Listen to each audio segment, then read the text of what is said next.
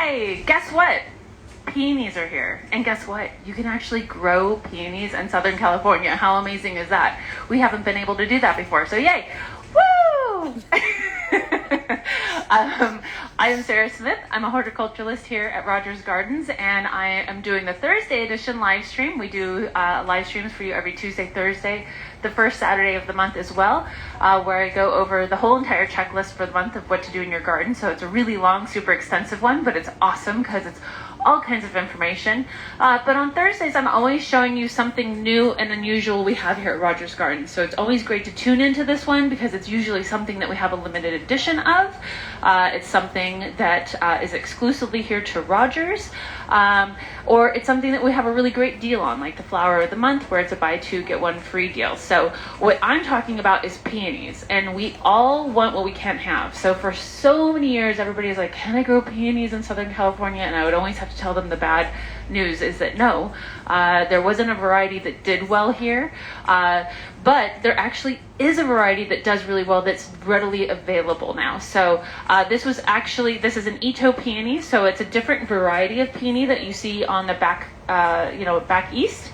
And this one actually was bred in 1940, but the breeder of this passed away right after he successfully bred his first Itoh Peony that does well in the heat. So there wasn't anything available for a very long time. Now Monrovia has gotten a hold of it, and they're making all kinds of beautiful colors, and we're selling them here in Southern California, and they do great here. It's so nice. They're so beautiful. They're so pretty. In my hat on this side, I have the UHF is disconnected. It's okay. Wait 1 second. We're trying to get the sound to go back. All right, let's see. We're gonna switch mics. Ooh, this one's dead too, I think. Huh. Here, can you hand it out? There we go.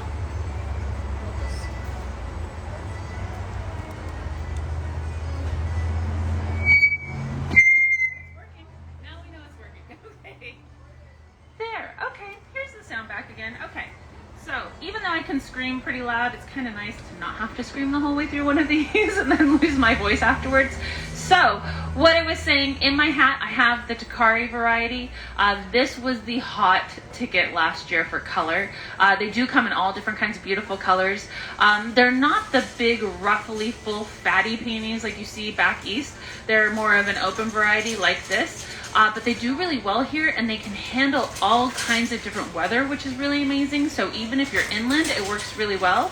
And it likes sun, so it's not something that you have to have deep, dark, crazy shade for. I think a lot of people think that we have to protect them, but actually they do really well. If you're super inland, where it's someplace that gets really hot, some afternoon protection is good. They don't want a lot of radiant heat, so like, let's say you have it in a pot, and they do very, very good in pots, and I'll get all into that in a second.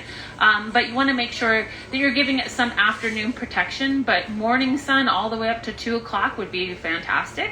And a little bit of shading. And very coastal areas like here, all day sun's actually okay. I have mine in 2 different areas, and they're both doing well in both the spots. One area is a little bit more shady than the other, but they're both doing really, really great there. So one of them's getting almost all day sun, gets quite a lot of afternoon sun, in fact, and it's planted right next to a grape that does really well. And you know grapes need a ton of sun, so it's doing great in that location, which is really amazing. So there's all different kinds of flower colors, yellows, reds, pinkies. It's not like a true red, it's a little bit more like a burgundy color.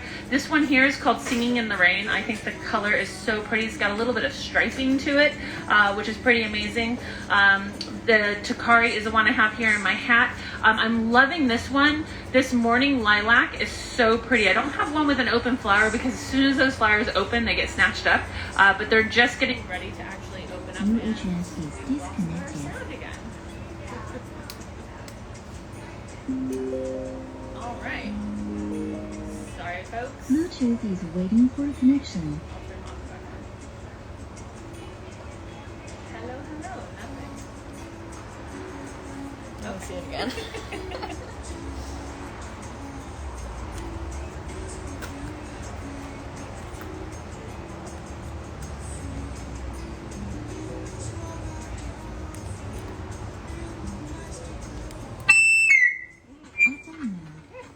Es nuestro último errorcito nomás. Hold on, turn it back on. All right. Bluetooth is waiting for connection. I don't think anybody needs coffee now because of that sound, right? That woke y'all up. Okay, here we go. So let's talk a little bit New about. address is disconnected. You might have to scream. Okay. Let's, All right. We're just gonna yell.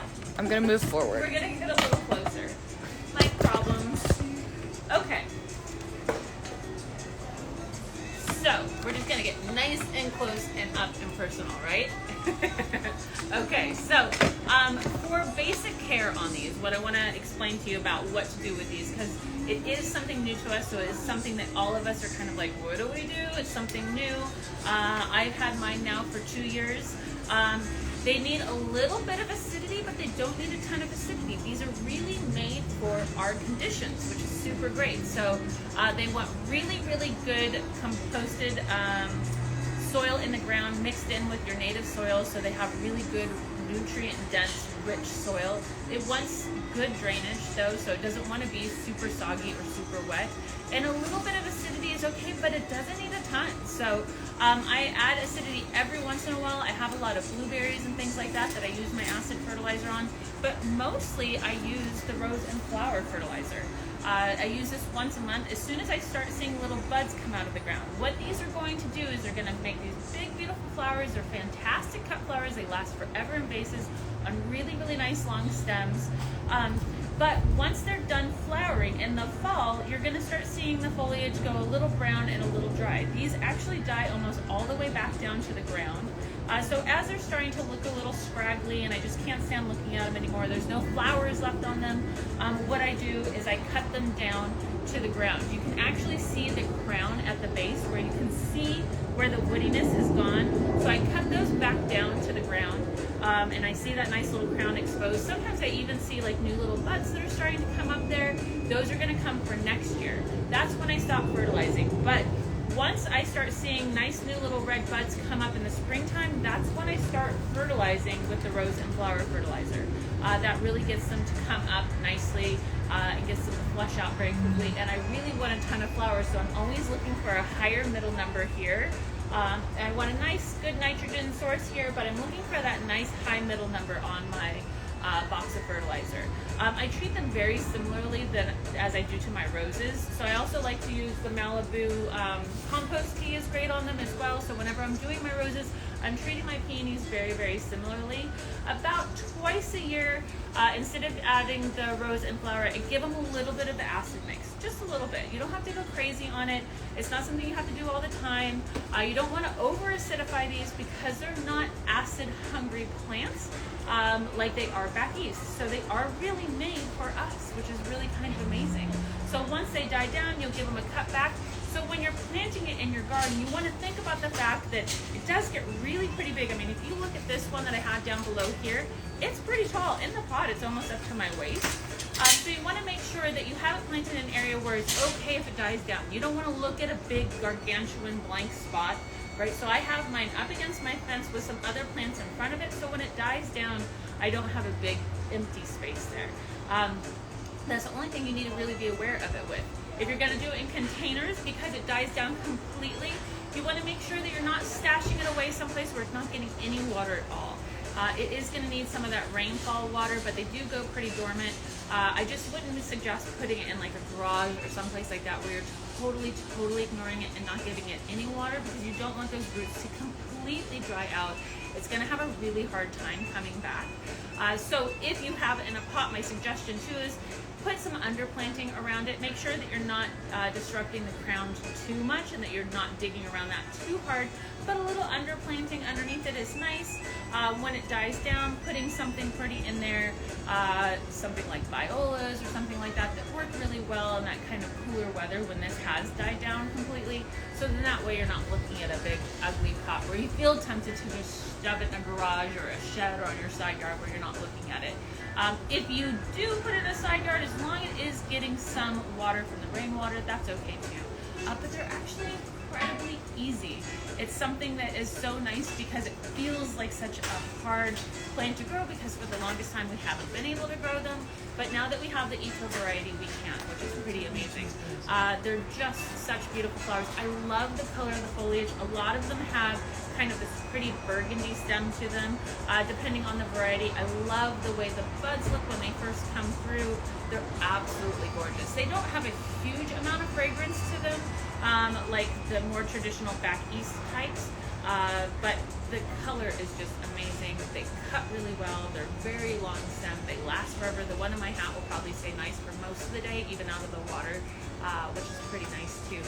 So it's super easy to plant. They're beautiful. It's super great gift. It's always nice because we always have these around Easter and around Mother's Day, so they make a really fantastic gift because they feel so special, because they are so new and so different, which is pretty nice. So we are totally live, so if you have any questions, you can put those down below and I'll answer those questions for you.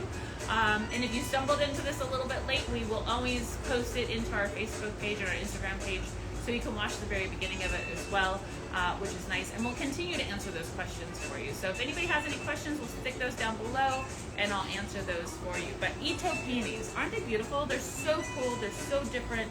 I love the foliage of them. They just give you that really kind of nice, whimsical kind of woodland feel, which is really great. Good underneath trees with some filtered sunlight. That's where I have one of them next to a fountain. It's doing so beautifully. It's just such a beautiful, beautiful flower. And I'm so happy that we can grow these now, which is pretty amazing. So is there any questions? Yes, the first question is it too late to plant them, or is it a little late to plant them? No, it's not actually. You can even go all the way up to the very end. Even when they're starting to die down a little bit towards the end of the season, they're still totally okay to plant. This is something that occasionally we get bare root in. They come in a little box. So it's usually around the time when we start getting our springtime flowers for bulbs. At this point, we don't have any of those anymore, but they're totally okay to plant pretty much year round. The only time I would shy away, and we're not even going to have them then, is like the super hot part of summer. So where we go from fall to summer, that's when you're not going to see those around anymore, and you want to really be careful because you don't want to sunburn them. You should see some of the crown when you're planting it. These have a lot of the bark on top of them, so I don't know if you can see that, but they have a lot of bark, and you can see a little bit of the crown when you actually dig down. But keeping them mulched is really important to keep them nice and cool, because you don't want that exposed to too much heat. If they're died down completely and you're planting them, make sure that you're bathing them a little bit and maybe cover that crown with some nice mulch, so that way they're not getting totally burned.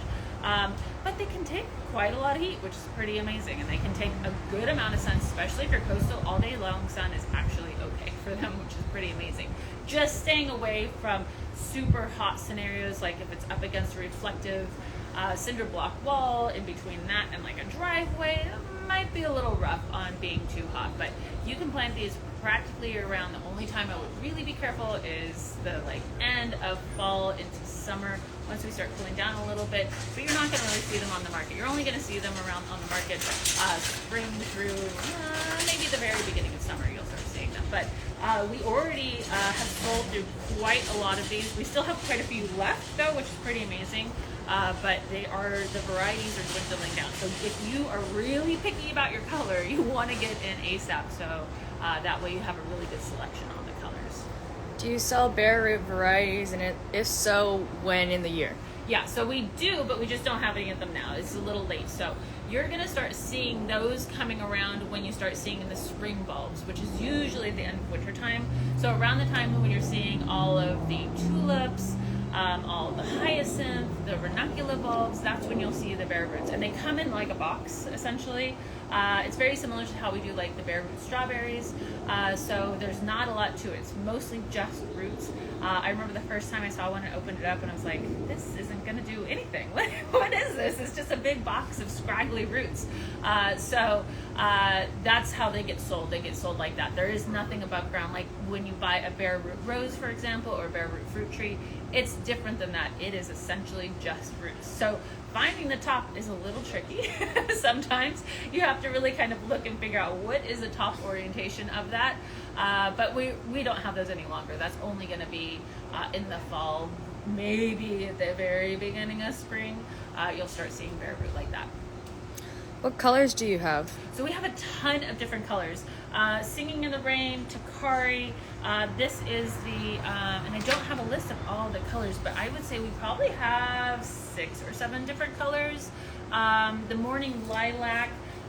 This one down here had a funny name and I can't remember what it is. It's a Japanese name, but we have about 7 different colors, but they range from yellows, peaches, pinks, kind of a deeper burgundy color, but they're all going to be an open flower like this. It's not going to be that big fat double flower like you see back east, but just gorgeous. I love the Singing in the Rain variety. In fact, I will actually snap one off to show you because I'm going to also put it in my hat when I'm done.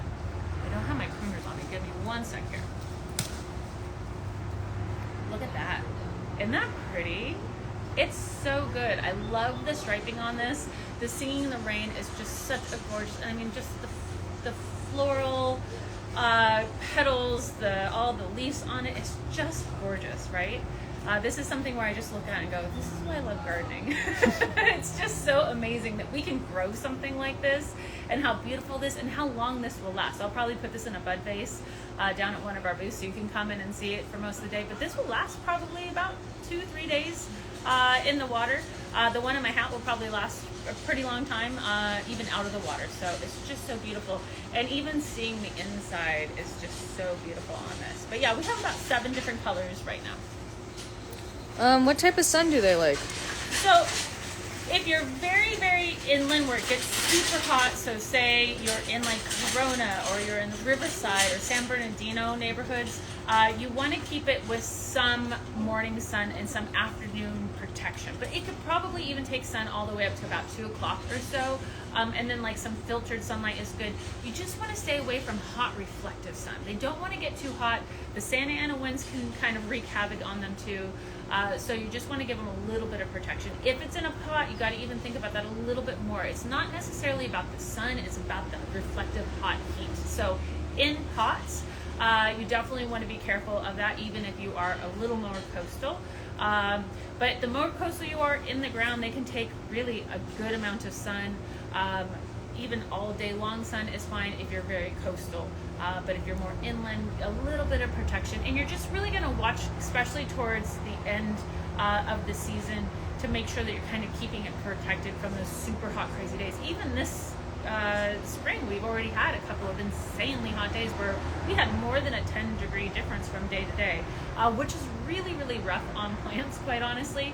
We keep them here because they are in pots in an area that's very filtered sunlight like this, but it is all day long, so they're actually okay. And these actually made it through that crazy heat really, really well. I was honestly a little bit worried about them because we went from being like 75 to like 95 in just a day.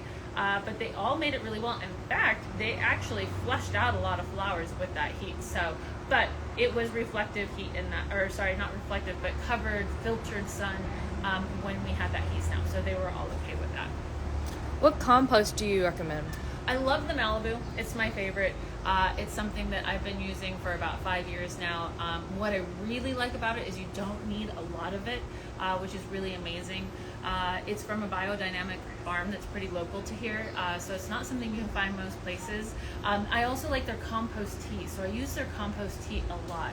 I really found that it works super well, especially on my roses when I see like instant gratification results, and that's why it really kind of got me addicted to that stuff. But mixing that with your existing soil, if your soil's super bad, I would say 50-50.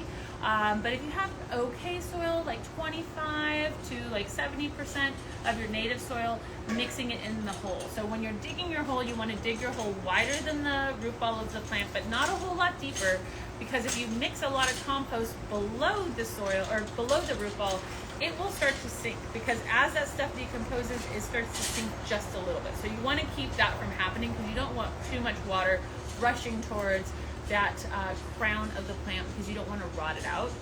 So always bigger, but not a whole lot deeper, and then mixing the soil with a good compost, and then continue to fertilize. Just fixing your soil one time is not going to be enough. So I continue to fertilize, and I fertilize monthly just like I do my roses. So I treat this almost essentially exactly like my roses. I fertilize mostly with the rose and flower fertilizer from Down to Earth, and then I do maybe like twice a year, maybe even just once a year. I alternate with one round of the acid mix. They do like a little bit of acidity, but they don't need to be crazy over acidified. I've been in the garden world for a super long time. I don't want to age myself, but it's been like 35 years. I've never ever once tested my soil for the acidity levels. I think that kind of blows a lot of people's minds, but I really find that if you're buying the right plant and the right plant for your area, and what's really nice is we do specifically pick plants that are doing well here and things that grow well here, you don't need to add a ton of acid to them. All of the blueberries that we carry have low acidity requirements. Same thing with our azaleas and our camellias and all that. So a little bit of acidity is fine here and there, but they don't need a ton of it. So when I fertilize my blueberries, I always use an acid mix, but they don't need a ton of acidity either. So you don't have to go crazy. In fact, I have once over acidified some of my plants by putting too much coffee grounds, because it's like, oh, coffee grounds adds acidity. I'm just gonna keep throwing it on there every single day. That was a little bit too much. And the way I could tell was the color of the leaves. But like I said, I've actually never done a soil test, ever, not once, in all of my time. And all of my plants are pretty happy. So just a little acidity is good, but it doesn't need a ton. So if you don't have the acid mix, you don't need to run out and go buy extra acid mix. You can still use the rose and flower, and then add a little bit of coffee grounds maybe once or twice a year, and that's about it. They don't need a ton of acidity. Okay, I have 2 in the ground planted 2 years ago. Last year it grew leaves but no blooms. This year it is growing leaves, but how do I get it to flower? So you want to make sure that your the mix that you are using, your fertilizer you are using, has a high number here. So you want to make sure that that middle number is a higher number. So like this one's 484. It's not only about the numbers, it's also about what it's composed of. Like if you look at, for instance, the acid mix has really nice number value on this, but this has a lot of cottonseed meal and stuff that adds acidity. So it's really important that you're using the right thing. So like never use citrus fertilizer on your roses. Even though the numbers might look good on the citrus fertilizer, it's composed of very, very different things and gives them a little bit of acidity that they don't necessarily need for certain roses. You don't need to add any of that. So it is made of something different. So use something specifically for rose and flowering. So as long as it's something for rose and flowering, that will definitely help with that. You might need to add it in a little bit more sun. I'm wondering where you have it. I think a lot of people were a little bit confused with these at first and put them in deep dark shade, and they didn't flower very well because of that. Like I said, when we had that heat, that's when they really pushed out a lot of blooms. So these actually need a lot more sun and a lot more heat. We just tend to think of them as an East Coast thing, and we're trying to reproduce that, but these are not East Coast flowers. These wouldn't even grow very well necessarily on the East Coast because they're actually made for here. So make sure you have a higher number there. You might need to move them into an area with a little bit more sun if they're too shaded. It is not something you can divide, however. So if you are digging them out and moving them around, you do not want to try to divide it. They don't divide very well. In fact, you could probably kill most of them by trying to do that. So that is one thing that you want to be careful with these. It's not something that if you dig it out, you're looking at it, it's got a nice big crown. Don't be tempted to split that in half. Just replant the whole entire thing into another space if you are going to do any moving around. So that was one thing I want to make sure that I put in there, that don't divide these up because they're not going to be happy with that. Okay, cool. So if you have any more questions, just put them down below and we'll answer those for you. I will make sure to give the list of my recommendations for soil and for fertilizing into the comments down below, so you can look for those later as well. And thank you so much for tuning in. It's really exciting to get something new like this. It's not often that we're introduced something totally new to the garden, so it's always really, really exciting when we get something like this. And we have a good supply now, but the colors do dwindle really quickly. And I say around Mother's Day, you're down to just a handful. So if you want to come in and be really picky about your colors, make sure you come in ASAP so that way you can get all the colors that you're looking for. And thank you so much for tuning in. I always appreciate doing this with you guys. Thank you for standing by with some of our microphone difficulties that we had in the very beginning and sticking through that. And be well and be safe and happy gardening, everybody. Bye.